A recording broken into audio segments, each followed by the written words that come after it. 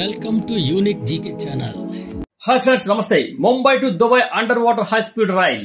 Mumbai to Dubai మధ్య నీటి అడుగున హై స్పీడ్ రైలు మార్గం నిర్మాణానికి UAE national advisor bureau limited ప్రతిపాదనలు సిద్ధం చేస్తోంది. గంటకు 600 నుండి 1000 కిలోమీటర్ల వేగంతో ప్రయాణించే ఈ హై స్పీడ్ రైలులో అరేబియా సముద్రం గుండా 2000 కిలోమీటర్ల దూరంలోని దుబాయ్ ను 2 గంటల్లో చేరుకోవచ్చు.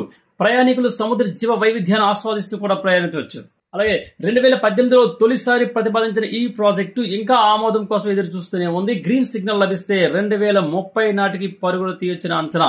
అయితే ఈ ప్రాజెక్టుతో ప్రయోజనాలు ఏంటంటే, ఫస్ట్ వన్, సమయం ఆదా అవుతుంది. ఏంటంటే ముంబై టు దుబాయ్ మధ్య ప్రయాణ సమయం 2 గంటలకు తగ్గుతుంది. నెట్వర్క్ విమాన ప్రయాణికులకు మరొక ఆప్షన్ కూడా అందిస్తుంది.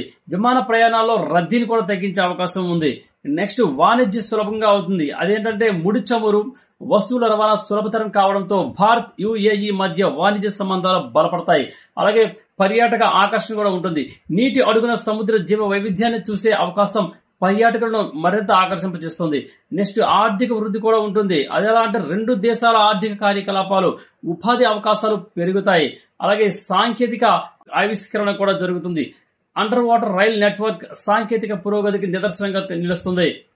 ఈ వీడియో మీకు నచ్చినట్లయితే సబ్స్క్రైబ్ చేయండి, మిగతా వారికి షేర్ చేయండి, అలాగే లైక్ చేసి కామెంట్ కూడా చేయండి. ధన్యవాదాలు.